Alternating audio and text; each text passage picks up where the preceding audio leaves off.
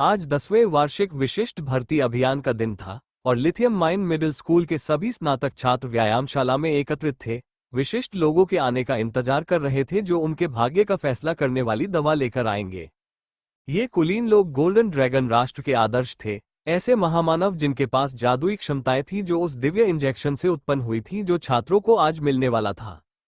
खदान मजदूरों के बच्चों में से किसी ने भी इसे पहले कभी नहीं देखा था, सिवाय मेयर के, जो साल में कुछ बार भाषण देते थे, और उनके स्कूल में ही इसे देखने का उत्साह ही वो बात थी जिसके बारे में छात्र महीनों से बात कर रहे थे। इसलिए कोई भी उनकी निराशा की कल्पना कर सकता है जब इंजेक्शन लगाने के लिए कोई प्रसिद्ध हस्ती नहीं बल्कि सेना के कुछ कुलीन लोग उपस्थित हुए।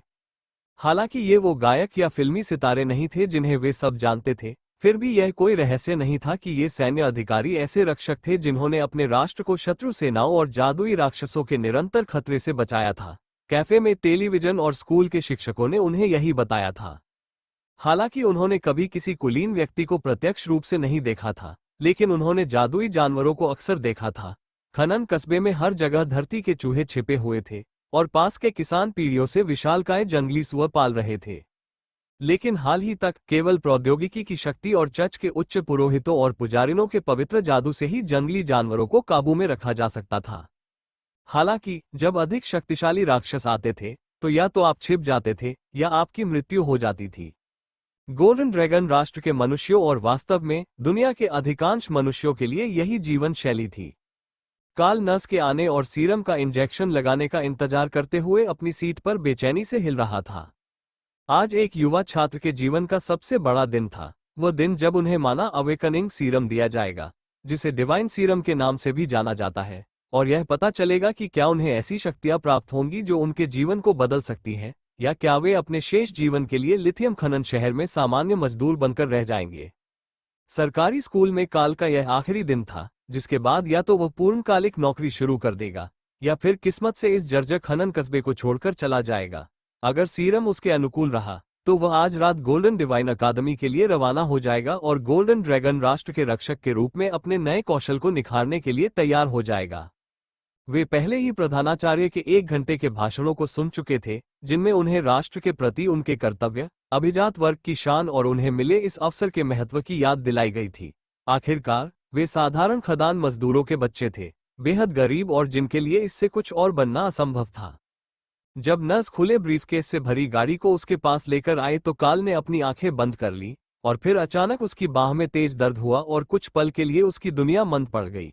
पीड़ा उसके शरीर की हर कोशिका में फैल गई, मानो उसे अंदर से फाड़ा जा रहा हो, और खून उसके फेफड़ों में भर गया, जिससे वो अपने स्कूल के सभागार की धातु की तह वाली कुर्सी पर बैठे बैठे ही दम घुटने लगा। ये गलत था। इंजेक्शन से सिर्फ सुई चुभने पर ही दर्द होना चाहिए था, इस तरह नहीं। जैसे जैसे उसकी चेतना कमजोर होती गई, कार्ल को एहसास हुआ कि वो संभवतः उन 100 लोगों में से एक होगा जो उस गोली की दुर्लभ घातक प्रतिक्रिया का शिकार होगा जिसने राष्ट्र के रक्षकों को आम लोगों से अलग किया था। लेकिन कुछ ही सेकंड बाद उसकी सांसें सामान्य हो गईं, दर्द कम होने लगा और उसकी आंखें खुल गईं। इसके कुछ सेकंड बाद कार्ल को होश आ गया, लेकिन दर्द अभी भी उसके शरीर की हर कोशिका में दौड़ रहा था। नर्स की गहरी लाल आंखें, जो उसके खुद के सीरम इंजेक्शन का दुष्प्रभाव थी, सीधे उसकी ओर देख रही थी और उसके चेहरे पर हल्की सी मुस्कान थी। लो, तुम यहीं हो। मुझे लगा कि 1 मिनट के लिए हमने तुम्हें खो दिया था। यह एक अच्छा संकेत है। इस पड़ाव पर कोई हताहत न होना हमेशा ये दर्शाता है कि समूह में कोई शक्तिशाली घोड़ा है।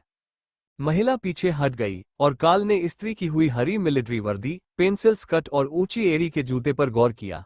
सब कुछ जाना पहचाना था, लेकिन सब कुछ गलत भी था। क्या इंजेक्शन के बाद उसकी कुछ यादें खो गई थीं? या उसकी आंखों में कुछ गड़बड़ थी?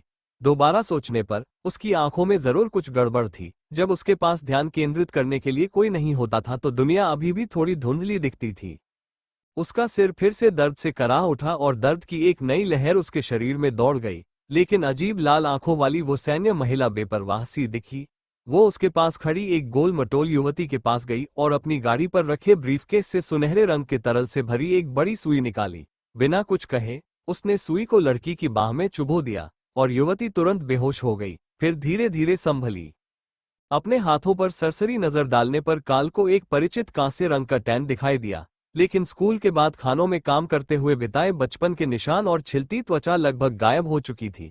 उसकी जगह एक गहरा लाल निशान था जो उसकी बाह की पूरी लंबाई में फैले 3 लंबे पंजे के निशानों जैसा दिखता था।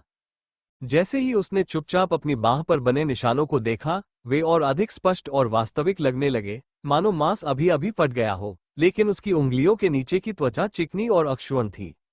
कुछ मिनटों के बाद डरे हुए बच्चों की आवाज शांत हो गई और काल ने कमरे के सामने की ओर देखा, जहां औपचारिक सैन्य वर्दी में एक अधिकारी एक पोडियम के पीछे खड़ा था, धैर्यपूर्वक प्रक्रिया के समाप्त होने की प्रतीक्षा कर रहा था। उसके बोलने से पहले ही लाल आंखों वाली महिला डॉक्टर के कोट पहने 6 पुरुषों के साथ उसके पास आ गई। आप सभी के सहयोग के लिए धन्यवाद। इस वर्ष का चयन परीक्षण पूरा हो चुका है और जिन लोगों को अंक नहीं मिले हैं वे हमेशा की तरह अपनी कक्षाओं में वापस जा सकते हैं।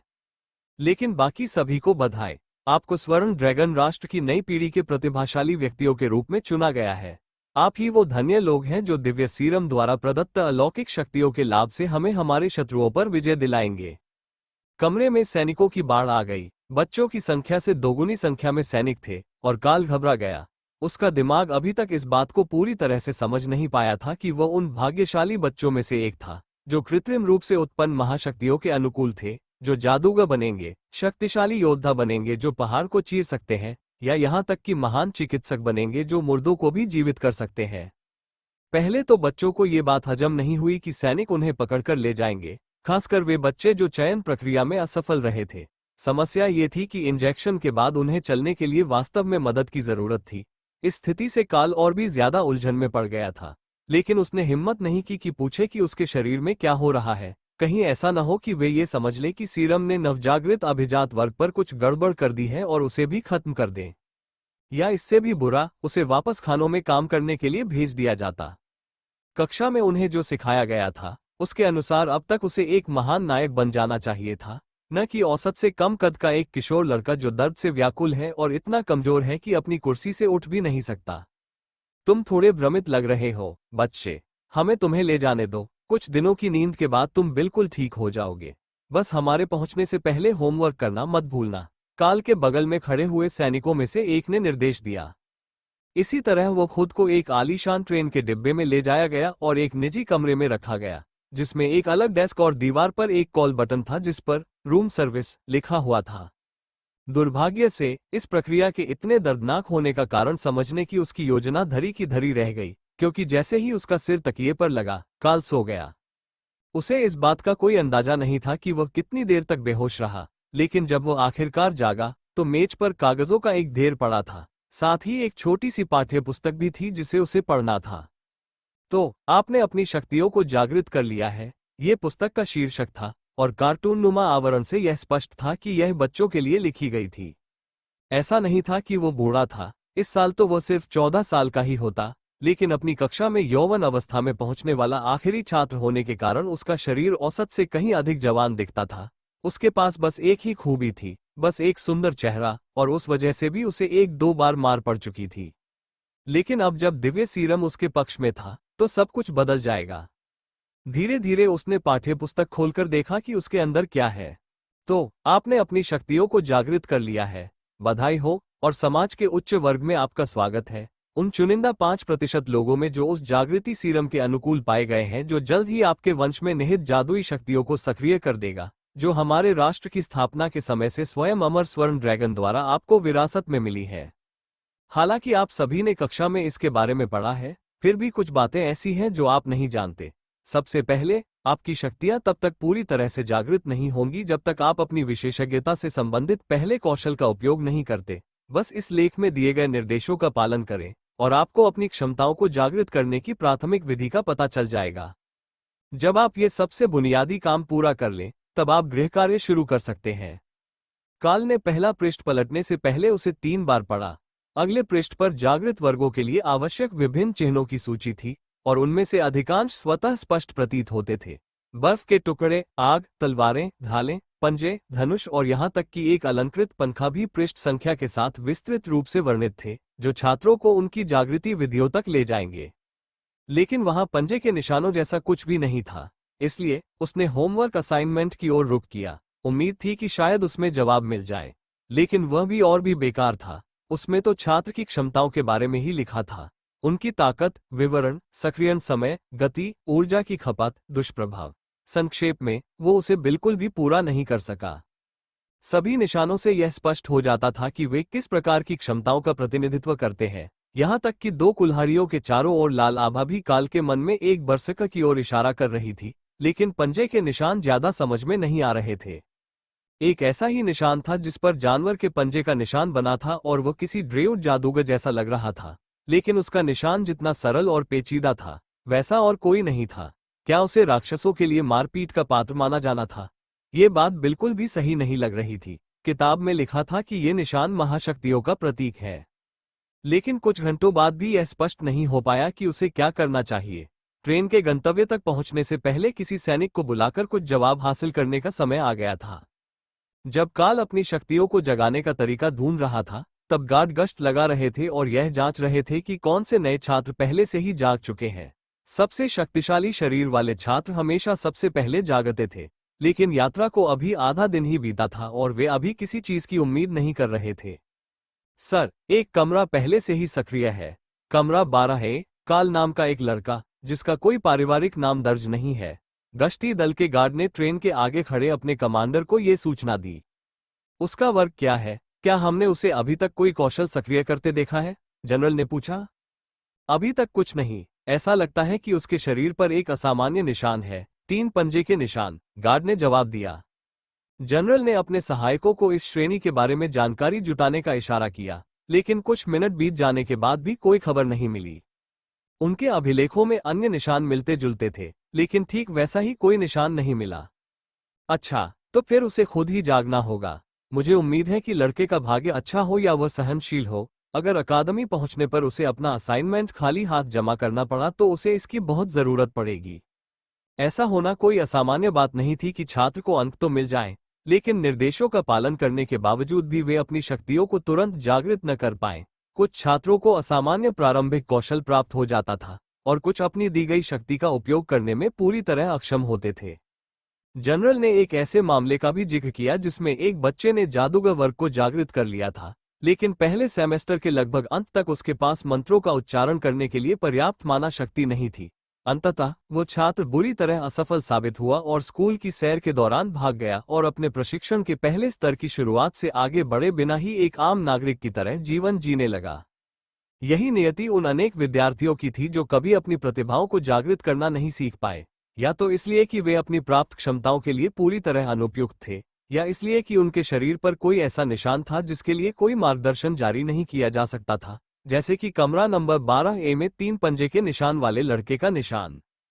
डिवाइन सीरम एक आधुनिक आविष्कार था, जिसे एक प्राचीन विश्व ड्रैगन कैथेड्रल के नीचे एक पवित्र स्थल पर मिली एक आश्चर्यजनक पुरातात्विक खोज के व्यापक शोध के बाद बनाया गया था, जिसमें सिस्टम स्टोन्स के रूप में जाने जाने वाले एक प्राचीन दिव्य उपकरण की आंतरिक कार्यप्रणाली का विस्तृत वर्णन किया गया था। वो यंत्र स्वयं तो टूट चुका था, लेकिन उसके भीतर एक ऐसी शक्ति विद्यमान थी जिसे पहले पहचानना असंभव था। पत्थरों को मार्गदर्शक मानकर और दशकों के अध्ययन के बाद उस शक्ति से मनुष्यों को जोड़ने और गोल्डन ड्रैगन राष्ट्र को अपने पड़ोसियों की सैन्य शक्ति पर विजय प्राप्त करने और अपने नागरिकों का भाग्य बदलने का अवसर देने के लिए एक सीरम बनाया गया था। क्या फर्क पड़ता था अगर महासागर के लोगों के पास स्वर्ण ड्रैगन बेड़े के रॉकेटों और तोपों से अपने जहाजों की रक्षा के लिए जल जादू होता? अब उनके पास अपने खुद के जादूगर थे। भले ही बीस्ट लैंड्स के बेकाबू राक्षस हमला कर दे, उनके पास शक्तिशाली कौशल वाले योद्धा और रक्षक थे जो सबसे खूंखार जादुई जीवों को भी आसानी से मार गिरा सकते थे। यही दिव्य सीरम का रणनीतिक महत्व था, और यही कारण था कि प्रत्येक छात्र जो इसके अनुकूल पाया जाता था, उसे सेना द्वारा भर्ती कर लिया जाता था और राष्ट्र के रक्षक होने के साथ आने वाले कर्तव्यों और जिम्मेदारियों में गहन प्रशिक्षण दिया जाता था। हालांकि जीवन केवल सैन्य प्रशिक्षण और कर्तव्य तक ही सीमित नहीं था। अगर ऐसा होता तो ये पूरी तरह निश्चित था कि सीरम के अनुकूल और नव शक्तिशाली भावी राष्ट्र रक्षक सत्ता के विरुद्ध विद्रोह कर देंगे और या तो देशद्रोही बन जाएंगे या तख्तापलट कर देंगे। इसलिए उन्हें उनकी वास्तविक शक्ति के अनुरूप ही महत्व दिया जाता था और उन्हें जीवन भर विलासितापूर्ण जीवन जीने की अनुमति दी जाती थी, बशर्ते उनकी शक्ति उनके वेतन को उचित ठहराने के लिए पर्याप्त हो। गोल्डन डिवाइन अकादमी द्वारा निर्धारित सभी परीक्षाओं में उत्तीर्ण होने पर उन्हें चच से आधिकारिक उपाधियां और उनसे संबंधित कानूनी और सामाजिक लाभ प्राप्त होंगे। समाज हमेशा से धनी और शक्तिशाली लोगों का रहा था, लेकिन अब इस मुहावरे का अर्थ पूरी तरह बदल गया था। काल पर्यवेक्षकों की बातचीत के विषय से पूरी तरह अनजान था, और जब वे इस संभावना पर चर्चा कर रहे थे कि वह अपने सहपाठियों के साथ तालमेल बिठाने के लिए समय पर अपनी शक्तियों को जागृत नहीं कर पाएगा, तब काल गुजर रहे गार्डों से सलाह लेने की तैयारी कर रहा था। सर, क्षमा कीजिए, लेकिन मेरी कौशल पहचान पुस्तिका में नहीं दिख रही है। क्या कोई पृष्ठ गायब है? उसने वर्दीधारी गार्ड के दोबारा पास से गुजरते ही पूछा। किताब में नहीं लिखा है ना? तो बेटा, तुम्हारी किस्मत खराब है। किताब में तो सिर्फ आम निशानों का ही जिक्र है, वो निशान जो 90% नए छात्रों को मिलते हैं, लेकिन और भी निशान हो सकते हैं। ये इंजेक्शन एक रहस्यमयी दैवीय शक्ति है, और कभी कभी इनसे ऐसे नतीजे निकलते हैं जिन्हें कोई नहीं समझ पाता। मेरी सलाह यही है कि आप हर चीज को आजमाएं, और जो भी आपको सही लगे वही सही होगा। अगर आपकी किस्मत अच्छी रही, तो क्लास शुरू होने से पहले ही आप में कुछ शक्तियां जागृत हो जाएंगी। सच कहूं तो अकादमी पहुंचने से पहले आपको अपनी उन शक्तियों को जागृत करना होगा। कुलीन छात्र शक्ति रैंकिंग को लेकर बहुत सतर्क रहते हैं, और यदि आप ऐसा नहीं करते हैं तो आपको स्कूल में सबसे निचले स्तर से शुरुआत करनी होगी। धन्यवाद, लेकिन क्या आपने कभी इस तरह का निशान देखा है? काल ने उत्सुकता से पूछा। गार्ड ने अपनी आस्तीन ऊपर की और एक भालू के पंजे की तस्वीर दिखाई, जो एक ड्रेउड का चिन्ह था, और गाइड के अनुसार ये जानवरों के प्रति लगाव रखने वाले प्रकृति के जादूगर का चिन्ह था। चूंकि यह कुछ हद तक मेरे जैसा है और इसमें जानवरों का भी जिक्र है, तो शायद जानवरों से जुड़ी चीजें या निहत्थे युद्ध से जुड़ी चीजें आजमाएं। एक व्यस्त ट्रेन में प्रकृति के साथ तालमेल बिठाने के लिए ज्यादा कुछ नहीं किया जा सकता, लेकिन अगर आपको ताजी हवा चाहिए तो खिड़कियां थोड़ी सी खुल जाती है। मुझे यही करना पड़ा। प्रकृति से जुड़ाव के बिना मैं अपनी शक्तियों को जागृत नहीं कर सकता था। दरअसल मैंने उन्हें ट्रेन में बिल्कुल भी जागृत नहीं किया। अकादमी के द्वार की ओर जाते समय पेड़ों को छूते ही वे जागृत हो गईं, गार्ड ने समझाया। मदद के लिए धन्यवाद, गार्ड के जाते ही काल ने कहा। वह ज्यादा बात करने वाला नहीं लगता था, या शायद वह काल की उम्मीदें बढ़ाना नहीं चाहता था, लेकिन उसकी सलाह से काल को आगे बढ़ने की उम्मीद तो मिली। काल अपने बिस्तर पर लेट गया और खिड़की से बाहर देखने लगा, ये जानने के लिए कि क्या उसे अपनी शक्तियों के बारे में कोई सुराग मिल सकता है। गार्ड की बात सही थी, और पंजे के निशान निश्चित रूप से किसी जानवर के ही थे। इंसान ऐसे निशान नहीं छोड़ते। इसलिए उसने सबसे पहले अपने हाथों में पंजे जोड़ने पर ध्यान केंद्रित करने की कोशिश की। पंजा नहीं, कौशल के नाम चिल्लाने से काम नहीं चलेगा। बाकी वर्ग अपने कौशल कैसे सक्रिय करते हैं? काल ने शिकायत की। उसे इस बात का पता नहीं था कि मुख्य डिब्बे में बैठे उबे हुए पर्यवेक्षक छिपे हुए कैमरों से उसे देख रहे थे और उसकी हरकतों पर हंस रहे थे। पृष्ठ 2, जादू की कक्षाएं। अपने बिस्तर के नीचे रखे मंत्र संयोजन सहायक बॉक्स को अपने बाएं हाथ के अंगूठे से खोलें और अपना पहला मंत्र सक्रिय करने का प्रयास शुरू करने के लिए उपयुक्त मंत्र संयोजन माध्यम निकालें। ये किसी जादूगर के पास होने वाले चिन्हों जैसा नहीं दिखता। अगला पृष्ठ देखें। पृष्ठ 3, युद्ध वर्ग। अपने बिस्तर के नीचे रखे अभ्यास हथियारों के डिब्बे को अपने दाहिने हाथ की तर्जनी उंगली से खोलें और अपनी इच्छित कौशल के लिए सबसे उपयुक्त हथियार चुनें। ये बात ज्यादा संभावित लग रही थी, इसलिए काल बिस्तर के सामने जमीन पर घुटने टेक कर बैठ गया और ऊपर की दराज खोली, जहां उसे साधारण हथियारों का एक संग्रह मिला, और कुछ ऐसे हथियार भी मिले जो ज्यादा प्रचलित नहीं थे, जैसे कि फेंकने वाले चाकू, एक हाथ से चलाने वाले धनुष और एक जंजीर से बंधी हुई कुल्हाड़ी, जो देखने में ऐसी लग रही थी कि वो उपयोगकर्ता के लिए किसी और से ज्यादा खतरनाक होगी। दुर्भाग्यवश वो अभी तक शारीरिक रूप से प्रतिभाशाली लोगों में शामिल नहीं था, इसलिए काल ने हथियारों में से एक छोटी तलवार उठाई और इस बात पर खुद को कोसने लगा कि वह अपनी कक्षा में यौवन के पूरे लाभों का आनंद लेने वाला आखिरी छात्र है। इससे पहले उसने कभी तलवार पकड़ी नहीं थी, लेकिन ये तलवार उसे सही लगी, और काल ने दरवाजे की ओर अधिक सार्थक प्रहार करने से पहले इसे कुछ हिचकिचाते हुए घुमाया। पालतू जानवरों से संबंधित कौशल उपलब्ध नहीं है। आपको एक पालतू जानवर को रिकॉर्ड करना होगा। काल ने धीरे धीरे पलकें झपकाईं क्योंकि वह उस विचार को समझने की कोशिश कर रहा था जो उसके दिमाग में मानो पहले से ही बैठा दिया गया हो। ये संदेश सीधे उसके विचारों तक पहुंचा, जाहिर तौर पर निशान के असर से, और अब उसे कुछ हद तक समझ आ गया था कि उसे क्या करना है। लेकिन वह किसी पालतू जानवर को कैसे रिकॉर्ड करे? क्या ये सिर्फ लिख लेने जितना आसान हो सकता है, या शायद उसे इसे याद करने के लिए कुछ करना पड़ेगा? लेकिन पहले उसे किसी न किसी तरह का जानवर ढूंढना होगा। यह एक नई, चमकदार सैन्य ट्रेन थी। खदानों में बने कंपनी के घर नहीं थे। यहाँ चूहे तो नहीं होंगे। अगर कौशल को सक्रिय करने के लिए उसे जानवर को छूना पड़ा, तो यह उसके अनुमान से कहीं अधिक कठिन हो सकता है। सबसे आसान तरीका तो यही होगा कि कुछ लिखकर देखा जाए और पता लगाया जाए कि उससे कुछ फायदा होता है या नहीं। हो सकता है कि जादू करने के सामान में कोई किताब मिल जाए।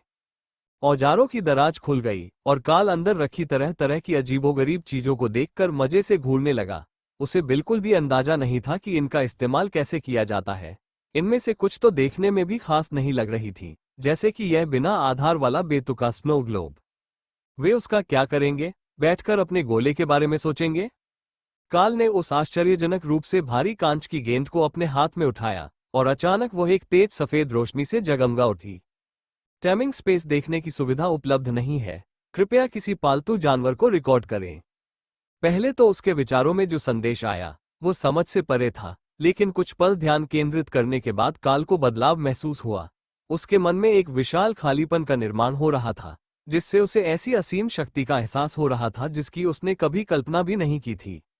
एक ड्रैगन के बारे में क्या क्या मुझे एक ड्रैगन मिल सकता है? काल ने सोचा और उस शांत वातावरण में एक ड्रैगन को अस्तित्व में लाने की कोशिश करने लगा। कुछ नहीं, जाहिर है यह इतना आसान नहीं होने वाला था। काल गहरी सोच में डूबा हुआ था, तभी किसी ने उसके हाथ को छूकर उसका ध्यान वर्तमान में वापस ला दिया। क्या तुम्हें कुछ कामयाबी मिली? गश्त लगा रहे गार्ड ने दो खुले दराजों और गद्दे पर पड़ी तलवार को देखते हुए पूछा। हाँ और ना, मुझे लगता है कि तलवार सही विकल्प है, लेकिन कौशल को सक्रिय करने के लिए मेरे पास कुछ कमी है। मैंने जितने भी अन्य हथियार देखे हैं उनमें से कोई भी मुझे खास पसंद नहीं आया। काल ने आह भरी। अच्छा, कोशिश करते रहो, जल्द ही तुम्हें कुछ न कुछ ऐसा मिल जाएगा जो तुम्हारे लिए कारगर होगा। अगर तुम्हारे पास पहले से ही कोई विचार है तो तुम बाकी लोगों से आगे हो। उनमें से अधिकतर अभी भी सो रहे हैं। कम से कम इतना तो अच्छा है, शायद अकादमी पहुंचने से पहले मैं इसका हल निकाल लूं। मुझे नहीं लगता कि यहाँ कोई रसोईघर होगा। मुझे तो पेट भरा होने पर ही बेहतर समझ आती है। काल ने उम्मीद से पूछा। गार्ड मुस्कुराया और गलियारे की ओर इशारा किया। तुम छात्रों के लिए मुख्य रसोईघर तैयार होने से पहले ही जाग गए, लेकिन अगर मैं तुम्हें थोड़ा नाश्ता लाने के लिए कमरे से बाहर ले जाऊं तो उन्हें कोई शिकायत नहीं होगी। तुम्हें जल्द ही पता चल जाएगा कि गोल्डन डिवाइन अकादमी का खाना तुम्हारे सामान्य खाने से कुछ अलग है। कुलीन वर्ग द्वारा उपयोग की जाने वाली जादुई क्षमताएं उनके उपयोगकर्ताओं के शरीर पर बहुत अधिक दबाव डालती है और उन्हें जल्दी ठीक होने के लिए जादुई पौधों और जानवरों की ऊर्जा की आवश्यकता होती है। यकीन मानिए, इस बार आपको बहुत मजा आने वाला है। वे गलियारे से होते हुए एक और ट्रेन के डिब्बे में गए, जहां काल के कमरे जैसे ही लगभग आधा दर्जन कमरे थे जिनमें उसकी कक्षा के अन्य छात्र गहरी नींद में सो रहे थे, और एक खाली भोजन कक्ष में पहुंचे जिसके आगे एक रसोईघर दिखाई दे रहा था। जो मन करे ले लो और ग्रिल के पास रख दो, मैं 1 मिनट में आता हूँ, रसोइये ने फ्रीजर से आवाज दी। उसे इस बात का एहसास नहीं था कि कमरे में कर्मचारियों के अलावा कोई और भी मौजूद है।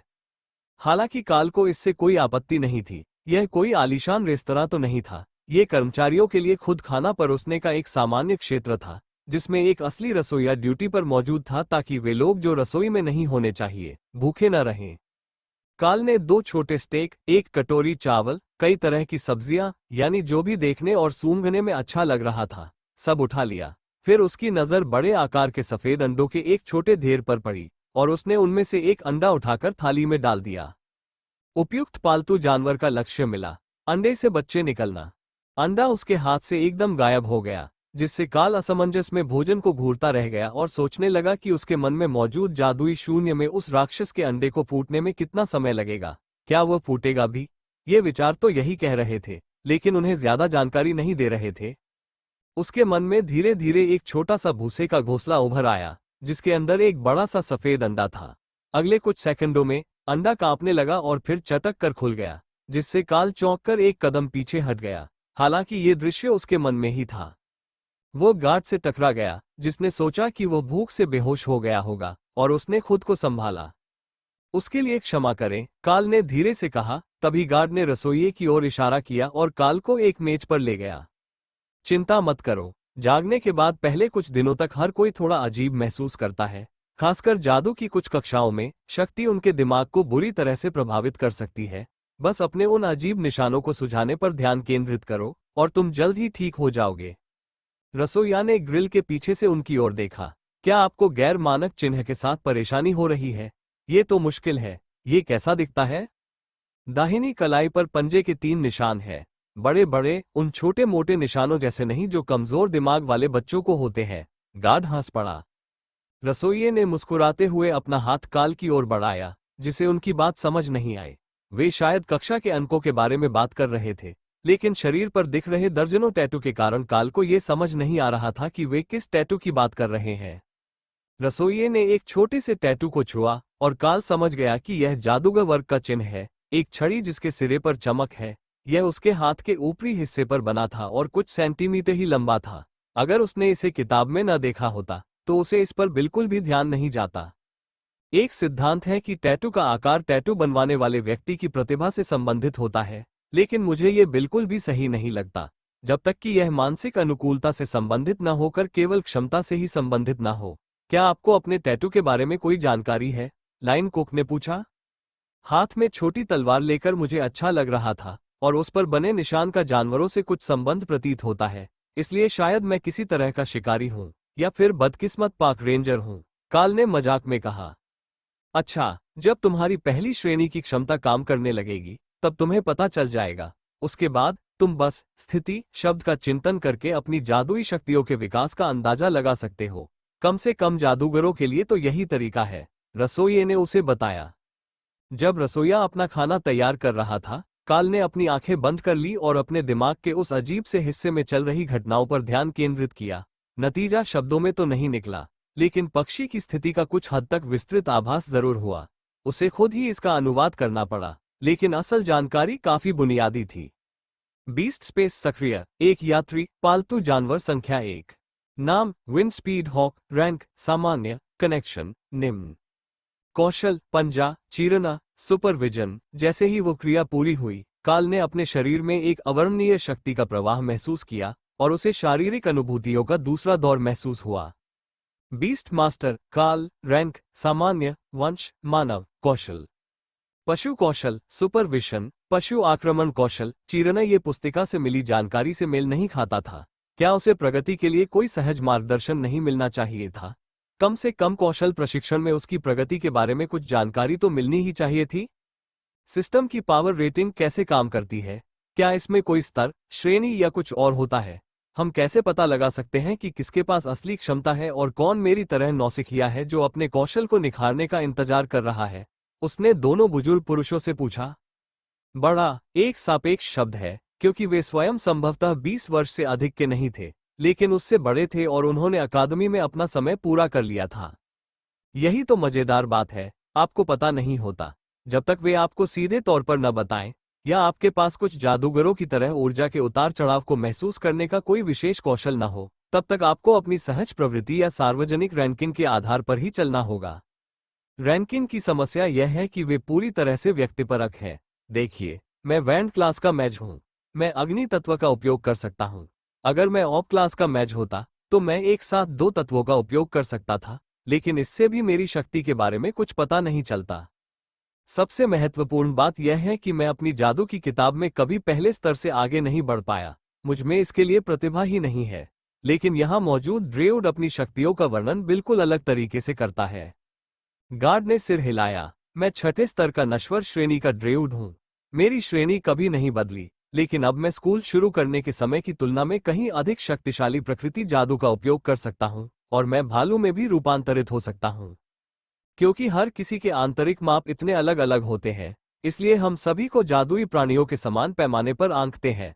उनकी रैंक सामान्य से लेकर पौराणिक तक इस आधार पर तय की जाती है कि वे युद्ध में किसे हरा सकते हैं, या समान स्तर के प्राणियों की तुलना में उनके उपचार और सहायता कौशल कितने प्रभावी हैं। तो भले ही रसोइया अभी भी सामान्य श्रेणी में माना जाता है, मैंने एक रैंक ऊपर चढ़कर जागृत श्रेणी प्राप्त कर ली है, और मैं जागृत जादुई जीवों से अकेले ही लड़ सकता हूँ। कम से कम सीमित संख्या में तो लड़ ही सकता हूँ, लेकिन मैं अपनी कक्षा में हमेशा सबसे नीचे ही रहा। मेरे कौशल विविध हैं। मैं उपचार कर सकता हूँ, लड़ सकता हूँ, भालू में रूप बदल सकता हूँ, यहाँ तक कि पौधों को बढ़ने में मदद भी कर सकता हूँ, लेकिन मैं इनमें से कोई भी काम ठीक से नहीं कर पाता, इसलिए मैं जागृत श्रेणी में ही अटका हुआ हूँ। काल ने सिर हिलाया, अवधारणा को समझ गया था, भले ही उसकी वास्तविक क्षमता का अंदाजा न लगा हो। कई बार बहुत सारी चीजों पर ध्यान केंद्रित करने से आप किसी भी चीज में कभी अच्छे नहीं बन पाते। उसके मोहल्ले में एक ऐसा ही आदमी था जो हर काम में माहिर था। वह आपकी कार, सिंक या फ्रिज ठीक कर सकता था, लेकिन सिर्फ आम समस्याओं को। अगर कोई चीज सच में खराब होती तो वो आपको किसी और के पास भेज देता। मुझे लगता है कि मैं इस विचार को समझ गया हूं। आपकी कक्षा के शीर्ष छात्र कितने शक्तिशाली थे? उन्होंने पूछा। क्या आपने आर्कमेज मिया के बारे में सुना है? वो नई आइडल स्पेलकास्टर। वो हमारी कक्षा में थी और उसने पहले वर्ष में ही अवेकन रैंक प्राप्त कर ली थी। दूसरे वर्ष के अंत तक वो असेंडेड बीस्ट्स को आसानी से हरा सकती थी, और जब तक हमने स्नातक किया तब तक वो पहले से ही कमांडर ग्रेड मेज बन चुकी थी। फिर उसके कुछ ही वर्षों बाद एक मिशन से उसे एक बेहद गुप्त संसाधन मिला जिसने उसे शाही पद तक पहुंचा दिया। तभी से सब उसे आर्कमेज कहने लगे और शोहरत उसके सिर पर चढ़ने लगी। अब वह हमारे संदेशों का जवाब नहीं देती, लेकिन हम आज भी गर्व से कह सकते हैं कि हमने एक बेहद मशहूर शख्सियत के साथ पढ़ाई की है। रॉयल ग्रेड के राक्षसों का ख्याल ही काल के लिए डरावना था। उनमें से एक भी उसके बचपन के खनन कस्बे को पल भर में तबाह कर सकता था। कस्बे की सबसे ताकतवर योद्धा शायद मेयर ही था, जो कमांडर ग्रेड का योद्धा था, और काल की राय में अब वो राक्षसों से लड़ने के लिए बहुत बूढ़ा हो चुका था। इसके अलावा कस्बे में मुट्ठी भर पुलिसकर्मियों के अलावा किसी भी तरह की सशस्त्र सुरक्षा व्यवस्था नहीं थी।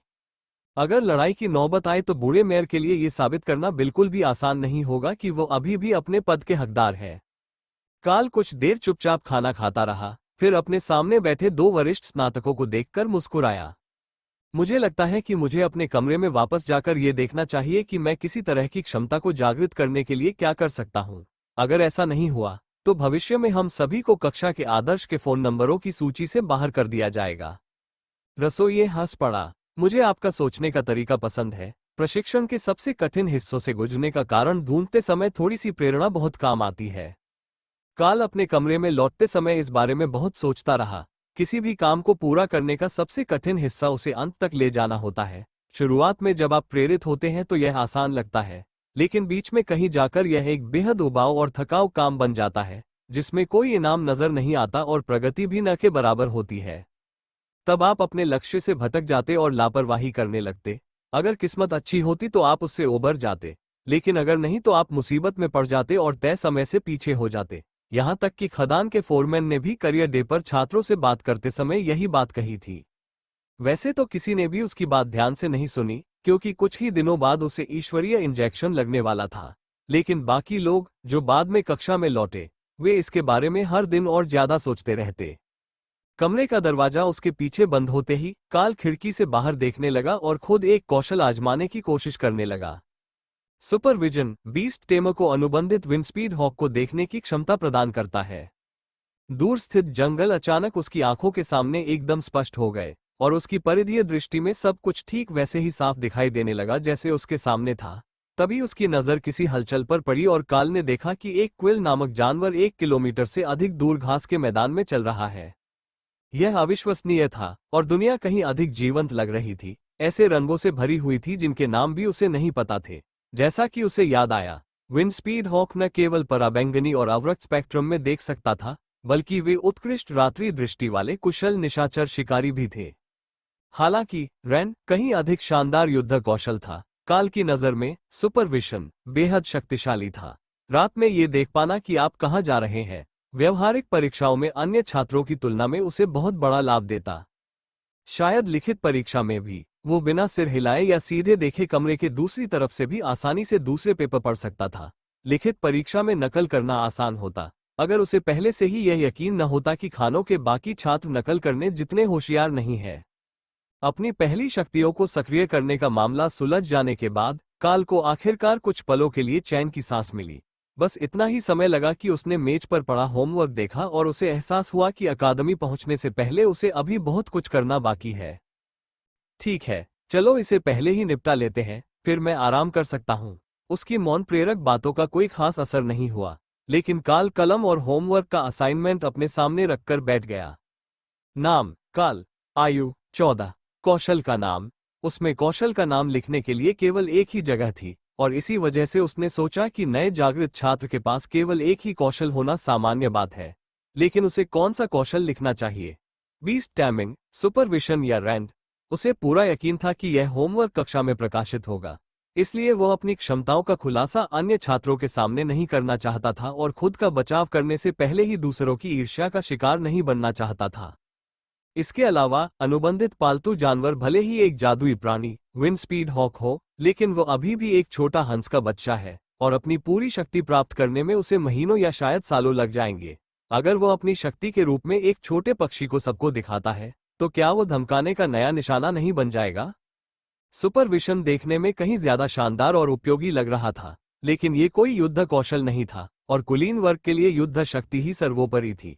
इसलिए वह वापस बिस्तर पर गया और छोटी तलवार को फिर से उठा लिया और रैंड को काम में लाने का निश्चय कर लिया। इस कौशल को सक्रिय करना अविश्वसनीय रूप से आसान था। एक ही विचार से ब्लेड एक मंद लाल रोशनी से जगमगा उठा और जब उसने इसे दीवार के उस हिस्से की ओर घुमाया जिस पर परीक्षण क्षेत्र अंकित था, तो विनाशकारी शक्ति का एक अर्धचंद्राकार चाप निकला और उच्च तकनीक वाली मिश्र धातु द्वारा अवशोषित कर लिया गया। रैंड का उपयोग करते समय ब्लेड को हवा में खींचना गाढ़े आटे को गूंथने जैसा था। वो मुश्किल से अपना हाथ हिला पा रहा था और ब्लेड की गति धीमी थी, लेकिन ब्लेड के हिलने के साथ ही कौशल विकसित हो रहा था, इसलिए थोड़े और प्रशिक्षण से इसे सक्रिय करना तेज हो जाना चाहिए। रैंड की मदद से उसे कक्षा में दोस्त जरूर मिल जाएंगे। थोड़ी और मेहनत से वह दुश्मनों के बीच से रास्ता बनाते हुए तेजी से आगे बढ़ सकता है और पूरे समूह को निशाना बना सकता है। काल जल्दी से वापस शीट के पास गया और अपनी क्षमता से संबंधित सवालों के जवाब भरने लगा, जिसमें हमले का उपयोग करते समय गति पर लगी पाबंदी भी शामिल थी, जिससे हमले को सक्रिय करने की गति सीमित हो जाती थी। अगर वो इस बारे में सोचे तो शायद इस पाबंदी से बचने का कोई तरीका हो सकता है, अगर वो क्षमता को सक्रिय करते समय पहले से ही चल रहा हो। क्या बाज इसी तरह शिकार नहीं करते थे? वे ताकत पर निर्भर नहीं रहते थे, वे तेज गति से आते थे और एक ही वार में अपने शिकार को मार गिराते थे। अगर वह ये पता लगा ले कि इस कौशल का सही इस्तेमाल कैसे किया जाता है, तो उसकी युद्ध क्षमता में जबरदस्त वृद्धि हो जाएगी। लेकिन कौशल के अलावा प्रश्नावली में उपयोगकर्ता के बारे में भी पूछा गया था। क्या उन्हें सिरदर्द होता है? ऐसा लगता है कि वे कुछ महत्वपूर्ण भूल गए हैं, या उनके शरीर में कोई शारीरिक वृद्धि या कमी हुई है? काल ने खुद को परखा और सुपरविजन के अलावा वो निश्चित रूप से थोड़ा और लचीला हो गया था। बहुत ज्यादा तो नहीं, लेकिन ये साफ तौर पर ध्यान देने योग्य था। अंत में उसने प्रश्नावली के उस भाग को कोई नहीं के रूप में चिन्हित करने का निर्णय लिया। यदि भविष्य में उसकी फुर्ती में सुधार होता है, तो वह इसका श्रेय अपने प्रशिक्षण की किसी अन्य चीज को दे सकता है। आखिरकार कुछ कुलीन लोगों को सचमुच अलौकिक शक्तियों से परिपूर्ण राक्षस कहा जाता था और कुछ हमेशा की तरह कमजोर और इंसान जैसे ही होते थे, लेकिन उनमें अविश्वसनीय अलौकिक शक्तियां होती थीं। एक आइडल तो मंच पर एक मीट एंड ग्रीट इवेंट के लिए जाते समय लड़खड़ा गया और उसके टखने में मोच आ गई। यह इस बात का काफी पुख्ता सबूत था कि इंजेक्शन की कौशल वितरण प्रणाली शारीरिक संवर्धन को निष्पक्ष और समान रूप से वितरित नहीं करती है। जब काल को ये तसल्ली हो गई कि उसके जवाब अकादमी द्वारा उसे उसके सहपाठियों के बीच काफी उच्च दर्जा देने के लिए पर्याप्त होंगे, तो उसने सावधानीपूर्वक कागज को दिए गए लिफाफे में डाला और उसे दरवाजे के पास रखी ट्रे में रख दिया। अकादमी पहुंचने तक उनसे यही सब करने की उम्मीद की जाती थी, लेकिन वो रैंड कौशल का उपयोग करने के और भी बेहतर तरीके आजमाने की इच्छा को रोक नहीं सके। क्या होता अगर वो बाज जैसा बनने की कोशिश करता? वहां मौजूद उपकरणों में एक पंजे वाला दस्ताना और एक त्रिशूल होना चाहिए था। दोनों उसके हाथ पर बने निशान के 3 पंजों की नकल करते, लेकिन त्रिशूल एक वार करने वाला हथियार था, जो इस कौशल के काम करने के तरीके के लिए उपयुक्त नहीं लगता था। उसने दराज दोबारा खोला और तलवार वापस रख दी, फिर उंगलियों पर नुकीले पंजों वाले दस्ताने निकाले। हथियार के तौर पर वे उतने प्रभावशाली नहीं थे, लेकिन देखने में ऐसा लग रहा था कि वे उसकी कुशलता के साथ काम आएंगे। काल के कद में थोड़ा छोटा होने के कारण वे उसके हाथ में थोड़े बड़े थे, लेकिन कुछ बकल एडजस्ट करने के बाद वे ठीक से फिट हो गए और उसने फिर से कोशिश की। उसने अपना हाथ बाज की तरह आगे बढ़ाया, जैसे कोई बाज शिकार पर झपट्टा मारता है, और अपनी उंगलियों को मोड़ा, जिससे लाल रोशनी की 4 छोटी लकीरें उसके सामने हवा में तेजी से गुजरते हुए दीवार से टकराईं। इनमें से प्रत्येक वार तलवार से किए गए वार की तुलना में कहीं कम प्रभावशाली था, लेकिन इनकी गति अविश्वसनीय रूप से तेज थी और ये लक्ष्य के कई हिस्सों पर वार करते थे। हल्के कवच वाले लक्ष्यों के विरुद्ध यही बेहतर रणनीति प्रतीत होती थी। जितने अधिक आक्रमणों से उन्हें बचना या रोकना पड़ता, उतना ही बेहतर होता। हर बार जब वह इस कौशल का इस्तेमाल करता, तो उसकी ऊर्जा कुछ कम हो जाती और कुछ ही वार के बाद काल को अपनी भुजाएं कमजोर महसूस होने लगी और उसे बैठकर सांस लेनी पड़ी। युद्ध प्रशिक्षण के दौरान ये समस्या बहुत जल्दी बढ़ने वाली थी। उसने जिम में काफी समय बिताया था, लेकिन वह अपने शरीर को मजबूत बनाने की कोशिश कर रहा था, न कि अपनी सहनशक्ति और धीरज बढ़ाने की। लेकिन स्कूल का मकसद यही था, उसे बस अपनी ट्रेनिंग पर ध्यान देना था और अंत में सब कुछ ठीक हो जाएगा। जब काल अपनी दर्द करती बाहों की मालिश कर रहा था, तब बाकी छात्रों में से कुछ धीरे धीरे जाग रहे थे और गाइडबुक पढ़ना शुरू कर रहे थे। शुरुआत में उन्हें कोई खास बढ़त नहीं मिली थी, लेकिन बैच का सबसे पहला जागृत प्रतिभाशाली छात्र पहले से ही दृढ़ निश्चयी था। सभी नए छात्र अपने पसंदीदा हथियार और स्कूल की वर्दी इकट्ठा कर लें और ट्रेन से उतरने की सूचना का इंतजार करें। अब हम गोल्डन डिवाइन एकेडमी से सिर्फ 5 मिनट की दूरी पर है। काल के जागने के बाद दूसरे दिन सुबह नाश्ते के ठीक बाद ट्रेन में ये घोषणा हुई। उसने ट्रेन की रसोई से पहले से प्राप्त किए गए नाश्ते को अतिरिक्त वर्दी और जूतों के साथ दिए गए बैग में पैक किया। फिर काले धातु के पंजे वाले दस्ताने पहने और छोटी तलवार को म्यान से निकालकर अपनी कमर पर लटका लिया। ऐसा कोई नियम नहीं था कि आप एक से अधिक हथियार नहीं रख सकते, और जब गार्डों ने उसे कमरे में उस तरह अभ्यास करते देखा तो उन्होंने इस बारे में कुछ नहीं कहा, इसलिए ये ठीक होना चाहिए। रसोइया और गार्ड दोनों ने पहले दिन सुबह उठने के बाद अकादमी तक पैदल जाने का जिक्र किया था, इसलिए ट्रेन गेट पर नहीं रुकेगी। काल ने सोचा कि शायद ये किसी तरह का परीक्षण होगा, या तो ये देखने के लिए कि छात्र किसी समस्या को कैसे हल करेंगे या आपस में कैसे तालमेल बिठाएंगे या कुछ और ही बेतुका। लेकिन कारण जो भी हो, वो दोपहर का खाना पैक कर रहा था। जैसा कि उम्मीद थी, ट्रेन अकादमी से लगभग 1 किलोमीटर दूर एक घास के मैदान के आखिरी छोर पर रुक गई, जिसके किनारे कुछ अच्छी तरह से बनाए रखी गई झाड़ियां थीं। यह आपका स्टॉप है, आगे का सफर आपको खुद तय करना होगा। ट्रेन की सफाई और मरम्मत के बाद कल अकादमी में आप सभी से मुलाकात होगी। गार्ड की वर्दी पहने एक दुबले पतले आदमी ने घोषणा की। छात्र ज्यादातर अपने खुले दरवाजों के पास असमंजस भरे भावों के साथ खड़े थे, लेकिन काल गलियारे में बाहर निकला और स्वच्छ ग्रामीण हवा में पहली सांस लेने के लिए ट्रेन से नीचे उतरा। खानों की धूल न होने के कारण यहाँ पेड़ों और फूलों जैसी अजीब सी गंध आ रही थी, और वह दूर से ही अकादमी की शक्ति को महसूस कर सकता था, जैसे उसकी हड्डियों में झुनझुनी हो रही हो, जो उसे चेतावनी दे रही थी कि यह कुछ असामान्य है, कुछ जादुई है।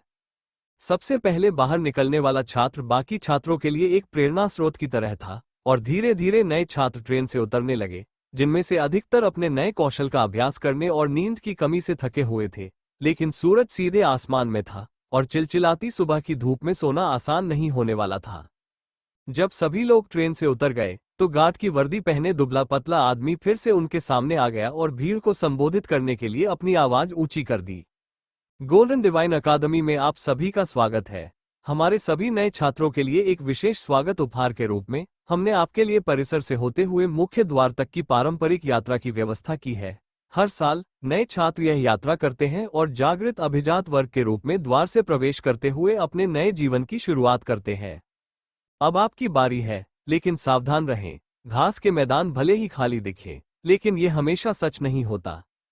वह झूठ नहीं बोल रहा था। काल देख सकता था कि ट्रेन की पटरियां अकादमी के चारों ओर लगभग 1 किलोमीटर की दूरी पर चक्कर लगा रही थीं, जो इन घास के मैदानों, जंगल के एक बड़े हिस्से और यहां तक कि एक नदी के आसपास के दलदली क्षेत्र से भी गुजर रही थीं। उन्हें हर समूह को अलग अलग जगह पर उतारना पड़ता था, ताकि वे उन्हें अकादमी में आते हुए देख सके। यह एक अजीब परंपरा लग रही थी, लेकिन जब उसने सुपरविजन का उपयोग करके मैदान पर नजर डाली, तो उसे पता चला कि वहां पृथ्वी चूहों की एक विशाल आबादी थी, जो एक सामान्य श्रेणी के जादुई जीव थे, जिनमें अविश्वसनीय खुदाई कौशल और जादू से छोटे पत्थर फेंकने की क्षमता थी। वे अधिकतर हानिरहित थे, और काल ने बचपन में गुलेल का उपयोग करके उनसे निपटा था, लेकिन बड़ी संख्या में होने पर वे एक वास्तविक खतरा बन सकते थे। इस मामले में यह शायद एक मामूली परेशानी ही थी, न कि वरिष्ठों द्वारा नए बच्चों को स्कूल जाते समय पत्थरों से घायल होते देखना, जो देखने में उन्हें बस एक मनोरंजक था। चूहे भूखे हैं। काल के दिमाग में एक आवाज गूंजी, जो उस जगह से आ रही थी जहां उसका विंडस्पीड हॉक रखा हुआ था। वो बेहद जिद कर रहा था और चूहों का स्वाद चखने के लिए बेताब था, इसलिए काल ये देखने के लिए मैदान में आगे बढ़ा कि जो छात्र वहां से गुजरने की कोशिश करेंगे, उनके साथ वे क्या करेंगे।